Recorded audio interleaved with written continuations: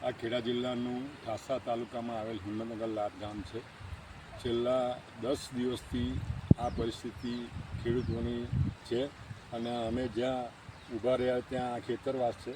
આમાં તમાકુ, દિવેલા અને ડાંગરનો ક્રોપ બધો થયેલ છે. છેલ્લા 10 દિવસથી આ જ પાણીનો સપાટો ઉપરવાસમાં પડવાથી આ આવેલો છે અને છેલ્લા 10 દિવસથી આ જ પરિસ્થિતિની અંદર આ ખેડૂતોની દુર્દશા છે અને છેલ્લા 10 દિવસથી આ પાણી આવું નાવું ચાલી રહ્યું છે. એટલે ક્રોપ તો સર્વે કોવાઈ જ ગયેલ છે, પણ હજુ સુધી કોઈ તંત્ર અહીં આગળ જોવા આવેલ નથી. આ અમારી એકદમ પરિસ્થિતિ આવી છે હિંમતનગર લાટની અને અમારે લગભગ છેલ્લા મને 58 વર્ષ થયા, છેલ્લા 40 વર્ષથી મને યાદ છે કે આવું નાવું પરિસ્થિતિ હિંમતનગર લાટની છે.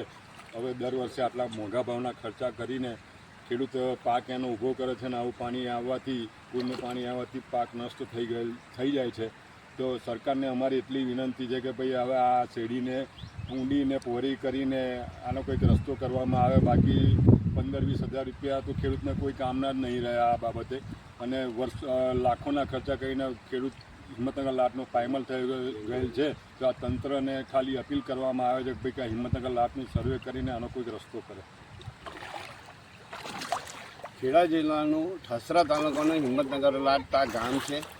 આ તમને મારી પાછળ જે દેખાઈ રહેલું છે એ કોઈ તળાવ નથી, પણ એ શેરડી નદીનું પાણી છે અને છેલ્લા 10 દિવસથી 15 દિવસથી આ છે. આ પરિસ્થિતિની અંદર અમે જીવી રહ્યા છીએ અને અમારો લગભગ બધો પાક નષ્ટ થઈ ગયો છે. જે તમાકુ છે, ડાંગર છે, આજે 15 દિવસથી તમાકુ પર પાણી રહેતું હોય તો એ તમાકુ ફીલ જ ગઈ છે, બધું પતી ગયું છે એમ કહો તોય ચાલે. અને બીજી વસ્તુ એ છે કે અમે સરકારશ્રી અમને જે વળતર આપે છે એ વળતરથી અમારે કંઈ પૂરું થતું નથી. અમે બેંક લોનો લીધી લઈને અમે સત્વરે આ બધું ઊભું કરતા હોય છે. ત્યારે અમારે આ પરિસ્થિતિ આવી જાય છે કે ભાઈ પાણી આવે છે અને જતું રહે છે. તો અમે સરકારશ્રીને એક નિવેદન કરીએ છીએ કે અમને તમે જે આપો છો એના કરતાં અમને કાયમ માટેની શાંતિ, શેરડી નદી છે, શેરડી નદીને મક્તિ કરો, પોળી કરો, સત્વારે એનું કંઈક નિરાકરણ લાવો. આવા પરિસ્થિતિની અંદર અમે જો જીવીશું ને તો અમારે અહીંયાથી પછી ગામ છોડીને ગામ બધું એ કરીને જતું રહેવું પડશે.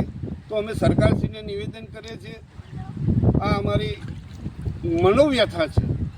તો સરકારશ્રી સામે સુધીને અમારી મનોવ્યથા પહોંચવી જોઈએ. આ તો કરીબન મારી ઉંમર 45-50 વર્ષની થવાઈ ત્યારથી હું આ પરિસ્થિતિ જોઈ રહ્યો છું અને અમે બેંકો લોનો લઈને અને નાના બાળકો છે અમે ભરી શકવાના નથી, એવી પરિસ્થિતિમાં આવી પડ્યા છે.